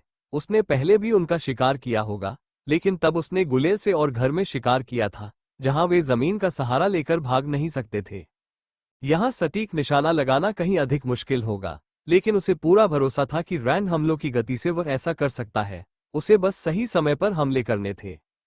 काल घास के मैदान में बने युद्ध क्षेत्र में आगे बढ़ा, जहां उसका सामना अज्ञात संख्या में सबसे कमजोर जादुई प्राणियों से था। उसके पास केवल एक ही अप्रशिक्षित युद्ध कौशल था और एक नन्हा पक्षी पालतू जानवर के रूप में, एक कुलीन योद्धा के रूप में यह उसकी पहली लड़ाई का कोई गौरवशाली उदाहरण नहीं था, लेकिन उसे इसी से काम चलाना पड़ा। उनके क्षेत्र पर उसके आक्रमण की प्रतिक्रिया तत्काल हुई और 10 सेंटीमीटर लंबे धरती के चूहों ने काल पर छोटे छोटे पत्थर फेंकना शुरू कर दिया, जिससे उनकी स्थिति स्पष्ट हो गई और अपने पशु वशीकरण क्षेत्र में भूखा बाज लालसा से पागल हो गया। उसने अपनी उंगलियों को झटकते ही 4 तेज लाल ऊर्जा की किरणें युद्ध क्षेत्र में फैल गईं और एक चूहे को खतरे का एहसास होने से पहले ही खत्म कर दिया, और फिर दूसरे हाथ ने 1 सेकंड में ऐसा कर दिया। असाधारण दृष्टि वास्तव में दृष्टि और हाथ आंख समन्वय दोनों के लिए एक उल्लेखनीय कौशल था। उसका दूसरा हमला एक चूहे पर तब लगा जब वह बचने के लिए जमीन के नीचे जाने की कोशिश कर रहा था, और फिर उसका तीसरा हमला अपने लक्ष्य तक तब पहुंचा जब वह भागने की कोशिश कर रहा था। काल दौड़कर आगे बढ़ा और शवों को उठाया, फिर उन्हें बाज के खाने के लिए तैयार किए गए स्थान पर ले गया और उसके बाद अकादमी की ओर आगे बढ़ा। इस दौरान धरती के चूहों के हमले काफी कम हो गए थे, जिन्होंने अपने बीच एक शिकारी की उपस्थिति को भांप लिया था और अन्य छात्रों को निशाना बनाना शुरू कर दिया था। कुछ ही बहादुर लोग बचे थे जो दूर से काल पर पत्थर फेंकते थे, जिन्हें कवच वाले दस्ताने से आसानी से दूर कर दिया जाता था। खुले मैदान में ये दस्ताना किसी जादुई छुपे रुस्तम की तरह है। उसके ठीक पीछे से एक काले बालों वाली लड़की ने हाथ में जादू की छड़ी लिए शिकायत की, तुम एक जादूगरनी हो, एक असली जादूगर। अगर वे तुम पर पत्थर फेंके तो उन्हें उड़ा देना। जादू करने वाले यंत्र को देखने के बाद काल ने उसे याद दिलाया। और फिर से खेत के बीचों बीच बेहोश हो जाना। मुझे नहीं पता कि आपको पता है या नहीं, लेकिन जादू करना मुश्किल है। मैं थकान से गिरने से पहले मुश्किल से 2 या 3 मंत्र ही बोल पाती हूँ, लड़की ने शिकायत की। पहले दिन काल के साथ भी यही हुआ था, लेकिन जब उसे इसकी थोड़ी आदत हो गई तो उसे उतनी परेशानी नहीं हुई। तो बस मेरे पीछे ही रहो और अपना कोट खोल लो ताकि तुम अपना सिर छुपा सको। धरती के चूहे चालाक नहीं होते, और अगर वे तुम्हारा चेहरा नहीं देख पाएंगे तो वे तुम्हें निशाना नहीं बनाएंगे। अन्य छात्रों ने काल और जादूगर द्वारा बनाई गई रणनीति को तुरंत समझ लिया और समूह बनाने लगे। काल के अनुमान के अनुसार नवशक्तिशाली छात्रों में से लगभग सभी किसी न किसी प्रकार के जादुई योद्धा वर्ग के थे और विभिन्न प्रकार के हाथापाई वाले हथियार लिए हुए थे। उनमें से बहुतों ने ढाल का चुनाव नहीं किया था, लेकिन जिनके पास ढाल थी उन्होंने आगे बढ़ने के लिए एक समूह का नेतृत्व किया, जबकि दूर से हमला करने की क्षमता रखने वाले लोग पीछे रह गए और जादूगरों और अन्य लोगों को घेर लिया जिन्हें कोई शारीरिक गुण वृद्धि नहीं मिली थी। 2 और सहपाठी जादूगर के पीछे पीछे चल दिए। उन्होंने भी अपना चेहरा छिपा लिया, हालांकि उन्हें खुद नहीं पता था कि वे ऐसा क्यों कर रहे थे। ये दृश्य देखकर कमजोर दिमाग वाले पृथ्वी के चूहे डर गए। पंजे लिए एक डरावना आदमी 3 सिर विहीन मानवाकार राक्षसों का नेतृत्व कर रहा था, जिसे देखकर छोटे जीव भयभीत हो गए और काल पर हमला करने के बजाय भागने लगे। इससे उसे खेत में तेज गति से दौड़ने का मौका मिला और उसने चूहों से भरे पूरे खेत को अपने पीछे छोड़ दिया, जब तक कि वे पहली बार तक नहीं पहुंच गए, जहां सभी ने थोड़ी देर आराम किया ताकि सभी अपनी कुछ ऊर्जा वापस पा सकें। जादू में बहुत ज्यादा ऊर्जा खर्च होती है। अपनी कला का इस्तेमाल करने के बाद आप लोगों को ठीक होने में कितना समय लगता है? पीछे की पंक्ति में बैठे लड़कों में से एक, जो एक योद्धा वर्ग का था और जिसके पास एक बड़ी कुल्हाड़ी थी, ने पूछा। मैं इसका इस्तेमाल 3-4 बार कर सकता हूँ, बशर्ते मैं पूरी ताकत न लगाऊं। लेकिन फिर मैं थक जाता हूँ और मुझे खाने या आराम करने की जरूरत पड़ती है। मैंने अभी तक इसका समय नापने की कोशिश नहीं की है, काल ने जवाब दिया। जादूगरनी ने सिर हिलाया। मैं भी ऐसी ही हूँ। 2 मंत्रों के बाद मेरी शक्ति चरम पर पहुंच जाती है और मुझे आराम की जरूरत होती है, लेकिन अगर मैं 15 मिनट के लिए बैठ जाऊं तो एक और मंत्र का प्रयोग कर सकती हूँ। इस बार मैंने अपनी शक्ति बचाकर रखी है, इसलिए कम से कम एक का प्रयोग करके मैं आगे बढ़ सकती हूँ, या आपात स्थिति में दोनों का प्रयोग कर सकती हूँ, लेकिन फिर इससे टीम की गति धीमी हो जाएगी। कुल्हाड़ी लिए लड़के ने माथे पर शिकन डाली। मैं अपनी कुल्हाड़ी का इस्तेमाल सिर्फ एक बार कर सकता हूँ, उसके बाद मेरा काम खत्म। लेकिन मैं एक लकड़हारे का बेटा हूँ, और अगर मैं अपनी कुशलता का इस्तेमाल न करूँ तो घंटों तक कुल्हाड़ी चला सकता हूँ। बस इतना ही काफी है।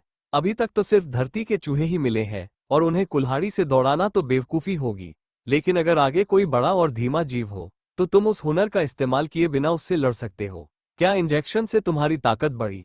होमवर्क में यही सवाल था, तो जरूर कुछ तो हुआ होगा, काल ने सुझाव दिया। हाँ, काफी मजबूत, उसने सहमति जताई। दूसरे योद्धा ने मुस्कुराते हुए कहा, मैं उतना ताकतवर नहीं हूं, लेकिन शुरुआत में ठीक ठाक था। दुर्भाग्य से मेरी पहली कुशलता रक्षात्मक है। मेरे निशान में ढाल देखो। अजीब बात यह है कि मुझे ढाल चलाने का बिल्कुल भी हुनर नहीं है। मैंने भंडारघर में रखी ढाल से हर तरह की कोशिश की, लेकिन कुछ भी काम नहीं आया। हालांकि अगर मैं दोधारी तलवार का इस्तेमाल करता हूं, तो मैं इस कुशलता को बिना किसी परेशानी के सक्रिय कर सकता हूं और इसे हर समय सक्रिय रख सकता हूं। समस्या बस इतनी है कि मैं तलवार को इतनी तेजी से नहीं घुमा सकता कि उन पत्थरों को रोक सकूं, जैसे आप अपने दस्तानों से करते हैं। काल ने सिर हिलाया। तो हमारे पास एक असाधारण ताकत वाला कुल्हाड़ी चलाने वाला, एक टिकाऊ तलवारबाज, एक जादूगर और मैं अपने पंजों के साथ हूँ। ये बुरा नहीं है, और ऐसा लगता है कि शिक्षकों ने हमें एक साथ मिलकर द्वार तक पहुंचने के लिए लड़ने के लिए कहा था। अब तक तो यह कोई कठिन मुकाबला नहीं रहा है, बल्कि वरिष्ठों द्वारा किया गया एक तरह का मजाक ही रहा है। लेकिन अगले मैदान में वाटर मोल्स या क्विल बीस्ट जैसी किसी चीज के लिए तैयार रहें। थोड़ी देर आराम करने के बाद वे उसी संरचना में आगे बढ़े, लेकिन इस बार उन्होंने अपने सिर पर कोट नहीं ओढ़े थे। अगर इस क्षेत्र में धरती के चूहों से भी ज्यादा खतरनाक कुछ था, तो वे उसे आते हुए देखना चाहते थे, न कि उसके पहुंचने पर पता लगाना। काल की अति दृष्टि ने मैदान का जायजा लिया, लेकिन फिलहाल वो खाली और आसानी से पार करने लायक प्रतीत हुआ। संभवतः यहाँ जो भी जीव रहता था, वह सो रहा था या अपने दैनिक कार्यों में व्यस्त था, इस बात से अनजान कि कोई उसके इलाके में घुसपैठ करने वाला है। क्या आपको लगता है कि हमें पेड़ों के बीच से होकर जाना चाहिए? इससे हम मैदान पार किए बिना ही अकादमी पहुंच जाएंगे। हमें बस थोड़ा सा किनारे जाना होगा, जादूगर ने सुझाव दिया। काल ने पेड़ों की कतार पर नजर डाली और अपना सिर हिलाया। उन पेड़ों पर कम से कम 2 लोहे के दांत वाले जंगली सुअर हैं। मुझे अलग अलग ऊंचाइयों पर फटी हुई छाल दिखाई दे रही है। हो सकता है ये कोई दूसरी प्रजाति हो, लेकिन ये निशान काफी स्पष्ट है, उसने धीरे से दूसरों को बताया। वे अपने घर से बहुत दूर थे, इसलिए ये सुअर की एक बिल्कुल अलग प्रजाति हो सकती है। लेकिन अगर पेड़ों पर दांतों के निशान उन निशानों से मिलते जुलते थे जिन्हें वह घर पर जानता था, तो संभवतः जानवर भी वही होगा। तो चलो, प्रथम वर्ष के बहादुर बली के बकरों, चलो अपने वरिष्ठों का मनोरंजन करें और अंधेरा होने से पहले उस द्वार के अंदर पहुंच जाएं। लकड़हारे का बेटा हंसा। वे तेजी से आगे बढ़ने लगे। वे जमीन के नीचे ज्यादा शोर या कंपन नहीं करना चाहते थे जिससे वहां रहने वाले जानवर परेशान हो जाएं, लेकिन वे समय बर्बाद भी नहीं करना चाहते थे ताकि उनके पीछे आने वाले लोग उनसे आगे न निकल जाएं। अन्य कोई भी समूह अभी तक इस क्षेत्र में नहीं आया था। अधिकांश लोग आराम कर रहे थे, कुछ अभी भी साहस की कमी या चूहों से जूझ रहे थे, और कुछ ने यह मानकर लंबा रास्ता तय करने का फैसला किया था कि सीधा रास्ता एक जाल है। वो समूह शायद गलत नहीं था, लेकिन इसका मतलब यह नहीं था कि दूसरे रास्ते बेहतर थे। वे मैदान के आधे रास्ते तक ही पहुंचे थे कि अगला समूह आगे बढ़ा, नेताओं से मिलने के लिए दौड़ते हुए, और मैदान में हलचल मच गई। नए समूह के पैरों के चारों ओर जमीन से लताएं निकल आईं, जिससे उनके टखने फंस गए और उन्हें नर्म मिट्टी पर नीचे खींच लिया, जबकि ढीली लताएं उनके चेहरों पर कोड़े मार रही थीं। ये किसी प्रकार का पौधा सा राक्षस था। किस प्रकार का, काल को इसका कोई अंदाजा नहीं था, लेकिन तेज कदमों की आहट ने उसे जगा दिया था। धीरे धीरे चलते रहो, इसने अभी तक हम पर हमला नहीं किया है, ये बस हमारे इलाके में सक्रिय है। चलते रहो और हम बिना किसी परेशानी के निकल जाएंगे। जब तक सचमुच फंस न जाओ, तब तक हमला मत करना और लताओं पर पैर मत रखना, काल ने निर्देश दिया। आप बॉस हैं, लेकिन अगर हम मैदान के बीचों बीच फंस गए, तो सारा दोष आपका ही होगा, जादूगरनी ने अपने धीमी चाल से चलते हुए वे लगभग मैदान के अंत तक पहुंच ही गए थे कि अचानक एक लता के हिलने से वह उनके तलवारबाज के पैर के ठीक नीचे आ गिरी, और उसने न केवल लता पर पैर रखा, बल्कि वह लड़खड़ा गया, और उसकी तलवार ने उनमें से एक दर्जन को बीच से साफ काट दिया। उसे उठाओ और चलो, भागते हैं। बेलों का राक्षस इससे खुश नहीं होगा, काल चिल्लाया और झाड़ियों की अपेक्षाकृत सुरक्षित जगह की ओर दौड़ने लगा। लकड़हारा ने दूसरे लड़के को उठाकर खड़ा किया और चारों दौड़ पड़े, खेत के किनारे तक पहुंचने की उम्मीद में। बैलें काल के पैरों को जकड़ रही थी, लेकिन तेज कदमों के कारण वे उसे अच्छी तरह से पकड़ नहीं पा रही थी, और वह लगभग बेलों की पकड़ से बाहर निकल ही गया था कि अचानक रुक गया। उसके पीछे से आते हुए युवा जादूगर ने काल के स्थिर शरीर का उपयोग स्प्रिंगबोर्ड के रूप में किया। काल के उठते ही उसकी पीठ पर दौड़ते हुए सुरक्षा की ओर छलांग लगाई, लेकिन हवा में ही उसे पकड़ लिया गया और धूल के गुबार और दर्द भरी कराह के साथ जमीन पर घसीट लिया गया। योजना तो अच्छी थी, लेकिन क्रियान्वयन खराब रहा। तलवारबाज ने उनके पीछे से हंसते हुए लताओं को काटते हुए अपना रास्ता बनाया। काल ने रैन की मदद से खुद को मुक्त कर लिया और फिर जादूगर के साथ भी ऐसा ही किया, जो घबराकर पेड़ों में सुरक्षा के लिए भाग गया। सबसे आखिर में सुरक्षित स्थान पर पहुंचने वाला लकड़हारा था, लेकिन वो सबसे भाग्यशाली भी था, क्योंकि उसे जंगल में उलझी हुई लताओं का अनुभव था और वह जानता था कि उन्हें अपनी कुल्हाड़ी के पिछले हिस्से से कैसे मारना है ताकि वे उसके टखनों को न जकड़ लें। माफ कीजिए, इस तरकीब को समझाने में बहुत समय लग जाएगा, वरना मैं आप सबको बता देता। वो बड़बड़ाते हुए बाकी लोगों से कुछ सेकंड पीछे पेड़ों के पास पहुंचा। सब ठीक है, हम सभी के पास काम करने के लिए अपना अपना ज्ञान आधार है और मैदान के बीच में लंबे चौड़े भाषण देने का समय नहीं था। काल ने सहमति जताई। जादूगरनी कुछ कहने ही वाली थी, लेकिन फिर उसने अपना इरादा बदल दिया। ठोकर लगने और भागने के बीच बस कुछ ही सेकंड का फासला था, समझाने का समय बिल्कुल नहीं था। अब बस कटी हुई घास का एक छोटा सा हिस्सा बचा था, जिस पर पत्थरों से बना एक रास्ता था जो द्वार तक जाता था। अगर वे इसे पार कर लेते तो वे सुरक्षित थे, खैर अपेक्षाकृत सुरक्षित। अभिजात वर्ग के बारे में उन्हें जो पता था, उसके अनुसार उनकी संस्कृति में बलवानों का ही स्थान था और वे अभी बलवान नहीं थे, लेकिन वे सभी अपने वर्ग के लिए उपयुक्त थे और समय आने पर शायद वे भी बन जाएं। घास पर मत चलो, मैंने यह अपनी माँ के कार्यस्थल से सीखा है। अमीर लोग अपनी घास पर चलना पसंद नहीं करते। जादूगर ने बुदबुदाते हुए कहा और चलने के लिए तैयार हो गया। अच्छा कहा, खानों में बड़े होने के बाद मुझे अपने पैरों के नीचे नरम घास का आनंद लेने की बहुत इच्छा थी, लेकिन पगडंडी का उपयोग करना ही सही लगता है। काल ने सहमति जताई। ये तीनों तो उसके स्टॉप पर नहीं चढ़े थे, लेकिन उन्हें कम से कम खानों की अवधारणा तो समझनी ही चाहिए थी। आसपास के कस्बों में 10 और माध्यमिक विद्यालय थे, इसलिए भले ही काल की तरह उन्होंने कभी यात्रा न की हो, उन्होंने कम से कम दूर खानों के ऊपर पहाड़ों को तो देखा ही होगा। विजयी भाव से वे रास्ते पर आगे बढ़े। तलवारबाज अपने हल्के लंगड़ापन को छिपाने की पूरी कोशिश कर रहा था और जादूगरनी अपनी वर्दी के सामने से धूल झाड़ रही थी ताकि ऐसा न लगे कि वह मैदान में मस्ती के लिए लोटपोट हुई थी। वे द्वार पर पहुंचे, जहां 2 शिक्षक पाठ्य पुस्तकों से भरे एक बड़े बैग और पेय पदार्थों से भरी एक मेज के साथ उनका स्वागत करने के लिए इंतजार कर रहे थे। गोल्डन डिवाइन अकादमी में आपका स्वागत है छात्रों। काल, डाना, जेम्स और क्रूगर, आज आप सबसे पहले द्वार पर पहुंचे हैं, इसलिए छात्रावास में अपने कमरे चुनने का मौका भी आपको ही सबसे पहले मिलेगा। नक्शा मेज पर रखा है और आप दूसरी मंजिल पर कोई भी कमरा चुन सकते हैं जो इस समय खाली हो। वे जल्दी से एक पेय लेने के लिए दौड़े और फिर नक्शे के चारों ओर जमा हो गए। ये लेआउट बिल्कुल बेतुका है, कुल्हाड़ी चलाने वाले क्रूगर ने बुदबुदाते हुए कहा। सारे कमरे बेतरतीब है, इस कमरे को देखो, ये छोटा है, लेकिन इसमें एक विशाल खाली बालकनी है, भला इसे कौन चुनेगा? काले बालों वाली जादूगरनी डाना ने सहमति जताई। लेकिन एक लंबे, संकरे कमरे ने उसका ध्यान खींचा। कमरे के अंत में एक प्रशिक्षण लक्ष्य होना था जिस पर वह दूर से मंत्र चला सकती थी, जो अभ्यास के लिए बहुत अच्छा होता। मुझे बालकनी वाला कमरा चाहिए। काल ने कंधे उचकाए, फिर मेज से एक टोकन उठाया और उसे नक्शे पर रख दिया। ठीक है, तुम्हारे पास बड़े क्षेत्र में हमला करने की क्षमता है। अगर तुम अभ्यास करना चाहती हो तो तुम्हें ज्यादा जगह चाहिए। मैं यहाँ ट्रेनिंग रूम ले लूंगी, जिसमें दीवार से लगकर फोल्ड होने वाला मफी बेड है, डाना ने अपनी जगह चुनते हुए समझाया। बाकी 2 लोगों ने सबसे बड़े 2 कमरों को चुना, जिनमें मुख्य कमरे में एक ट्रेनिंग डमी और एक अलग बेडरूम था। हर कमरा अपने आप में कुछ खास था, लेकिन काल ने गौर किया कि एक ऐसा विकल्प भी था जो काफी घटिया लग रहा था। कोई व्यक्ति सप्लाई क्लोजेट को भी अपने कमरे के रूप में चुन सकता था। इसे एक विकल्प के रूप में चिन्हित किया गया था और शायद इसे परीक्षण पूरा करने वाले आखिरी व्यक्ति के लिए छोड़ दिया गया था।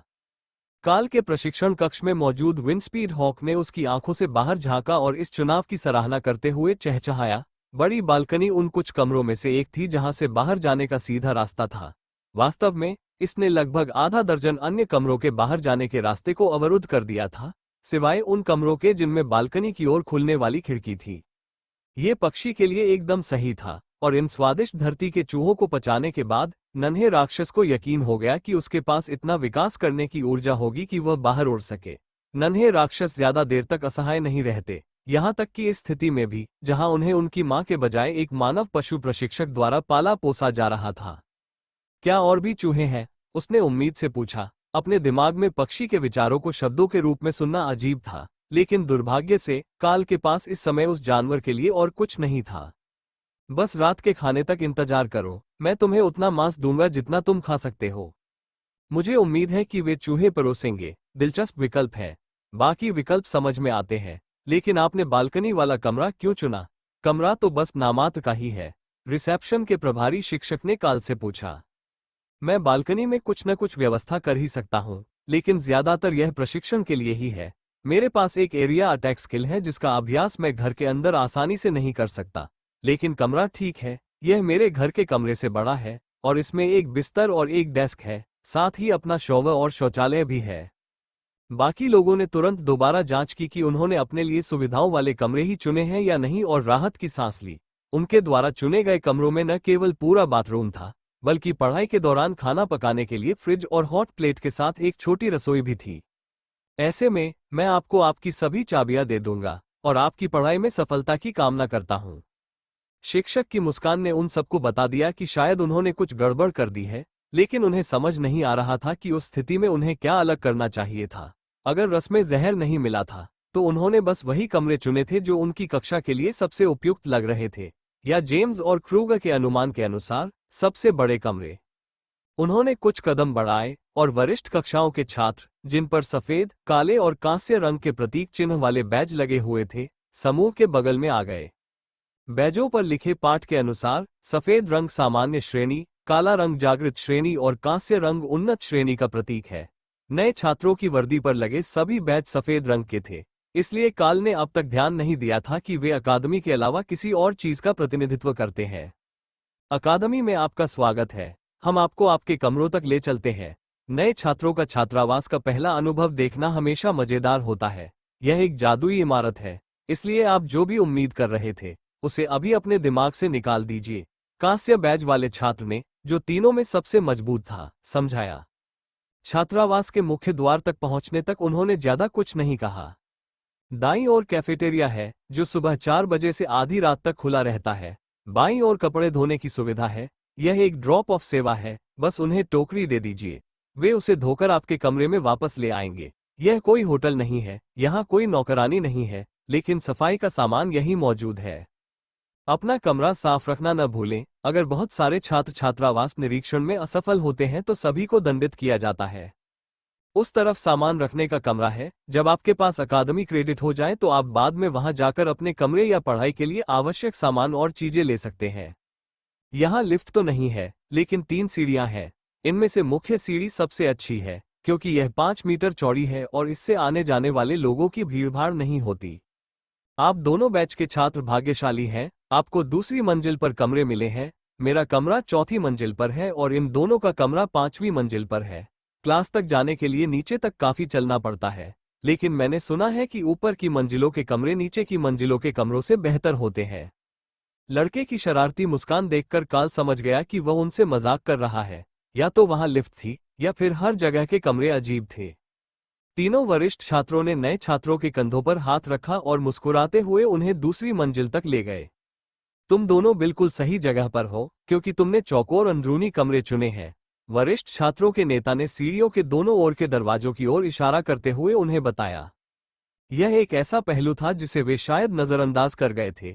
सीढ़ियों के ठीक बगल में होने से शोरगुल हो सकता था, लेकिन गलियारों को मोटे लाल कालीनों, दीवारों पर लटकते पर्दों और ढेर सारी सजावटों से सजाया गया था, जिससे गूंज को रोका जा सके। दोनों योद्धाओं ने अपने दरवाजे खोले और खाली कमरों को देखा।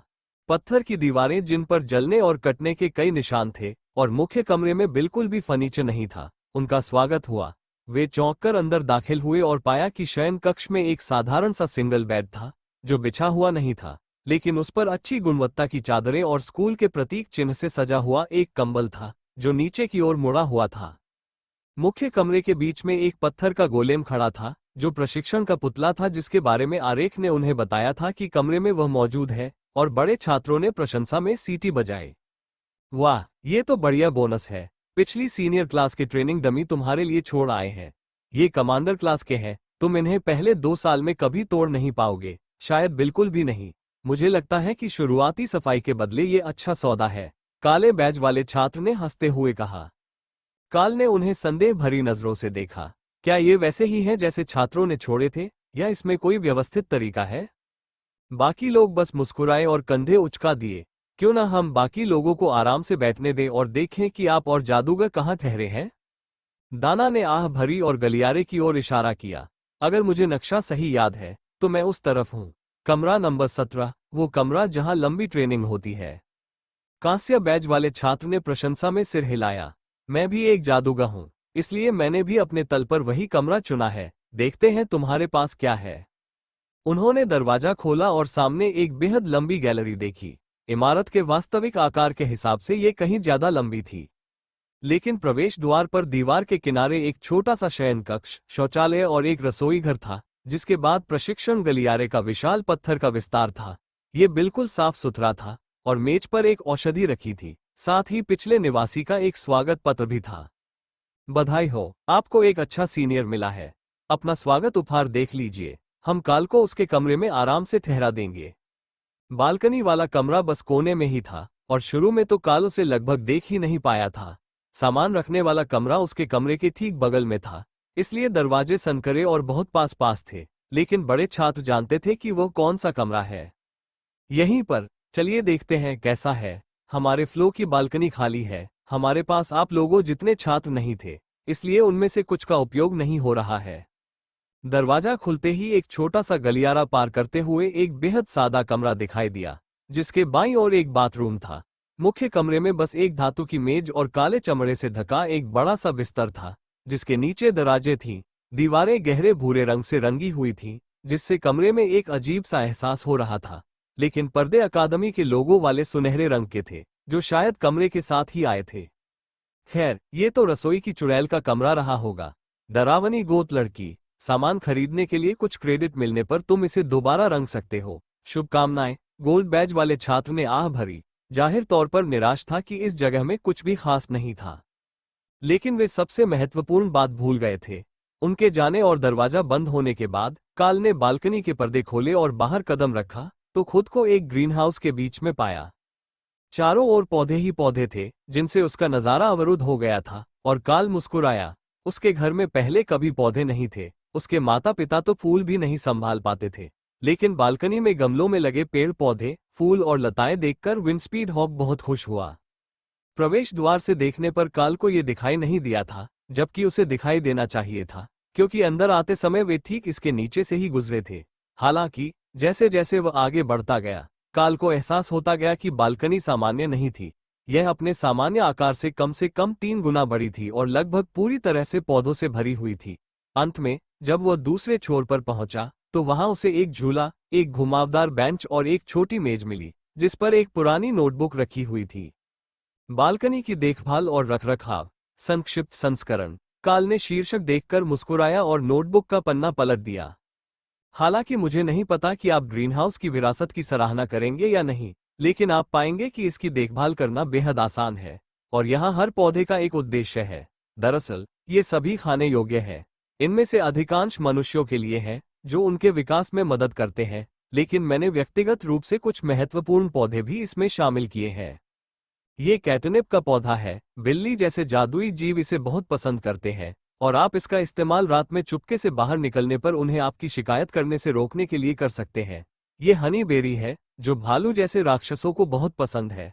अगर आप इस पौधे का गूदा दूसरे छात्रों के जूतों पर लगा दें, तो जंगल में विशाल ग्रिजली भालू उनकी ओर आकर्षित हो जाएंगे। इन चरणों का पालन करने से पहले अपने हाथ जरूर धो लें। अंतिम फल, स्पष्ट मन का फल, सीमित मात्रा में ही खाया जा सकता है। परीक्षा से पहले इसका सेवन करने से आपको ध्यान केंद्रित करने में मदद मिलेगी, लेकिन ध्यान रखें कि यह केवल कुछ ही बार काम करता है, इसलिए इसका प्रयोग संयम से करें। किताब का बाकी हिस्सा पौधों को पानी देने का कार्यक्रम था और एक नोट था कि बालकनी का जादू बाकी सब कुछ संभाल लेगा। तो पिछली निवासी ने परीक्षा में नकल करने के लिए एक फल लगाया, जंगल में अन्य छात्रों को परेशान करने के लिए एक और फल लगाया, और रात में चुपके से बाहर निकलने के लिए सुरक्षा गार्ड को रिश्वत देने के लिए कैटनिप, बिल्ली के लिए खरपतवार लगाया। ये बुजुर्ग महिला वाकई एक दिलचस्प शख्सियत थी, काल ने फैसला किया। अभी तक कोई चूहा नहीं है, नन्हे विंडस्पीड हॉक ने शिकायत की। वो सही था। असाधारण दृष्टि होने के बावजूद, जो अवरक्त स्पेक्ट्रम में देख सकती थी और चूहों के मूत्र के निशानों को भी पहचान सकती थी, वहां चूहों का कोई निशान नहीं था। जादुई छात्रावास से शायद यही उम्मीद की जानी चाहिए थी, लेकिन पक्षी के मन में यह एक बड़ी त्रासदी थी। ठीक है दोस्त, हम कैंटीन चलते हैं और कुछ मांस ढूंढते हैं। काल फिर से मुख्य तल की ओर बढ़ा और कैफेटेरिया के बुफे की ओर चल पड़ा। नए छात्र, मैं आपको नहीं जानती, काउंटर के पीछे बैठी बूढ़ी महिला ने पूछा। जी मैडम, मेरा नाम काल है। शिष्टता, ये बुरा नहीं है। ठीक है, जो मन करे ले लो, लेकिन केवल सफेद प्लेटें ही कमरों में ले जाने की अनुमति है और उन्हें अगले भोजन के दौरान वापस करना होगा।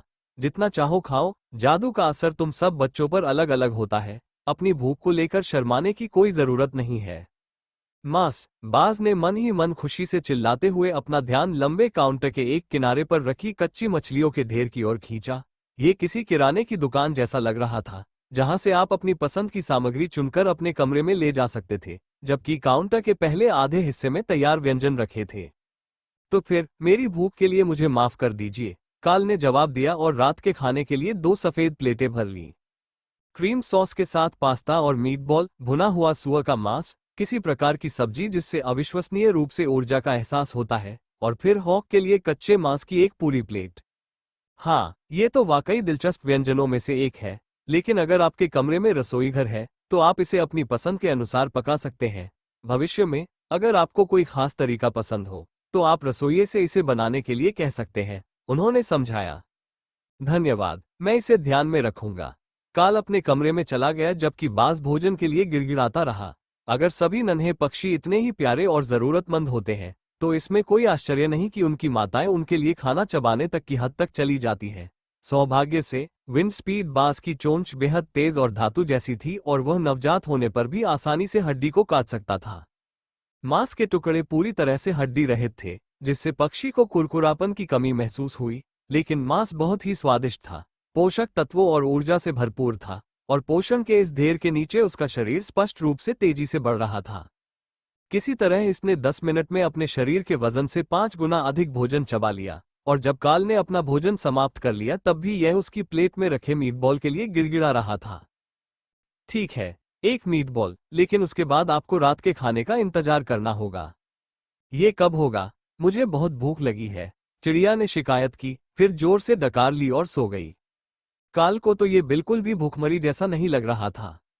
जब तक वह जागा, तब तक विंड स्पीड हॉक एक गौरैया के आकार का हो चुका था और काल के मानसिक क्षेत्र में खुशी खुशी उड़ रहा था। एक उत्साहपूर्ण ध्यान भटकाने वाला तत्व था, जब वह बालकनी से पत्तियों को साफ कर रहा था, जिन्हें सुखाने के लिए अलग रखा गया था, और फिर पौधों को पानी दे रहा था।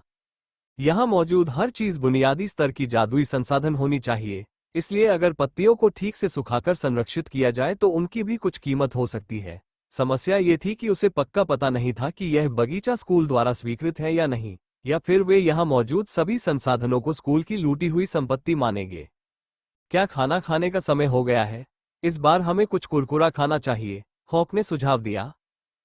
ठीक है, चलो नीचे चलते हैं और देखते हैं कि मेरा पत्र लिखने के बाद बाकी सब लोग कैसे हैं। चिड़िया को चिट्ठी का विचार समझ नहीं आ रहा था, लेकिन काल अपने माता पिता को घर चिट्ठी लिखकर बताना चाहता था कि वह ठीक है और अकादमी में अच्छे से घुल मिल गया है। छात्र स्कूल वर्ष के अंत तक घर नहीं लौटेंगे, लेकिन उसे ऐसा कोई नियम याद नहीं था जो ये कहता हो कि वे चिट्ठी या संदेश नहीं भेज सकते। ऐसा नहीं था कि काल या उसके माता पिता के पास मोबाइल फोन खरीदने की आर्थिक स्थिति अच्छी थी, लेकिन मुद्दा ये नहीं था। शायद प्रशिक्षण पूरा होने और उच्च वेतन मिलने के बाद वो उन्हें एक मोबाइल फोन दिला दे। अगर उससे पर्याप्त पैसा मिल गया तो शायद वो उन्हें खदानों से निकालकर रिटायर भी कर दे। घर चिट्ठी लिखने में काल को बस कुछ ही मिनट लगे और उसने उसे अपने दरवाजे के पास रखे बक्से में रख दिया, जिसे अंदर या बाहर दोनों तरफ से खोला जा सकता था। ट्रेन में उसने कागजात वहीं रखे थे और वहीं से लिए थे, और घर पर चिट्ठियां भेजने पर वहीं से ली जाती थी, इसलिए काल ने सोचा कि यहाँ भी ऐसा ही होगा। भोजन कक्ष नए छात्रों से खचाखच भरा हुआ था, जिनमें से अधिकांश की हालत काफी खराब थी। उनके कपड़े फटे हुए थे, उन पर कीचड़ और घास के दाग लगे हुए थे, और कुछ के शरीर पर चोट के निशान भी दिखाई दे रहे थे। काल रात का खाना लेने के लिए लाइन में लग गया। फिर उसने एक दूसरी प्लेट ली, उस पर पूरा भुना हुआ चिकन निकाला और किसी के देखे बिना उसे जानवरों को काबू करने वाले स्थान पर ले गया। फिर उसने एक और प्लेट ली, उसमें तरह तरह के पनीर और स्नैक्स डाले और उसे एक खाली मेज पर ले आया। तुम पहले समूह के वही प्रतियोगी थे, है ना? मैंने पहले तुम्हारा चेहरा ठीक से नहीं देखा था, सुनहरे बालों वाली और चोटिल चेहरे वाली एक लड़की ने उससे पूछा, जब वो उसके बगल वाली मेज पर बैठा। जी हाँ, क्या मैं पूछ सकता हूँ, क्या हुआ? सब लोग ऐसे लग रहे हैं जैसे बुरी तरह पीटे गए हों, काल ने पूछा। हम थे। मैं एक ऐसे समूह के साथ गया था जो धरती के चूहों से सुरक्षा के लिए एक साथ जाने को समझता था, और हमारे प्रमुख योद्धा ने एक कौशल से उन्हें भगा दिया। लेकिन जब हम दूसरे मैदान में पहुंचे तो पौधा राक्षस पहले से ही पागल हो रहा था। इसलिए हमने सोचा कि घूमकर जाना ज्यादा सुरक्षित होगा और हमने दाईं ओर पेड़ों की कतार से जाने का फैसला किया। वो थोड़ी देर रुकी और धीरे से अपना चेहरा छुआ, फिर चौंक गई। वही जिसमें विशालकाय जंगली सुअर है? काल ने पूछा। ओह, आपको पहले से ही पता है? काल ने सिर हिलाया। इसीलिए हम खेत से होकर गए थे। मैंने पेड़ों पर जंगली सुअरों के निशान देखे और उन्हें उस खनन कस्बे के बाहर से पहचान लिया जहां मैं पला बड़ा था। लड़की हंस पड़ी। मैं जैस्मीन हूं। मुझे लगता है कि आपने मुझे इस हालत में पहचान नहीं पाया। इससे यह बात समझ में आ गई कि उसने बोलते समय अपना परिचय क्यों नहीं दिया। उसे पहले से ही जानना चाहिए था। काल ने उसे फिर से देखा। उसे पूरा यकीन था कि जब वे गए थे तब जैस्मीन, जिसे वह जानता था, गोरी नहीं थी और उसका वजन अब से कम 20 किलो अधिक था। तुम अलग दिख रही हो। बालों की वजह से ही होगा, काल ने धीरे से कहा। वो अपनी सहपाठी के पुराने रूप का जिक्र करके उसे अपमानित नहीं करना चाहता था। शायद ये किशोरावस्था का असर था, लेकिन उसे इस तरह का बदलाव जरूर महसूस होना चाहिए था। उसे पूरा यकीन था। भीड़ में कुछ जाने पहचाने लेकिन कुछ अपरिचित चेहरे भी थे। ऐसा लग रहा था मानो हर कोई उसकी यादों से थोड़ा अलग था और उनमें से ज्यादातर लोग बेहतर हो गए थे। अब सोचे तो उन्हें याद नहीं आ रहा था कि वे मेज पर इतने सीधे होकर बैठते थे और उनकी वर्दी की पैंट अब उनके जूतों तक नहीं पहुंच रही थी। ये ठीक नहीं था। आज सुबह जब वे ट्रेन से उतरे थे तो वे निश्चित रूप से जूतों तक पहुंच रही थी। शायद अकादमी में उसका अनुभव उतना बुरा ना हो जितना सोचा था। थोड़ी और लंबाई होती तो वह अपने सहपाठियों के बराबर आ जाता।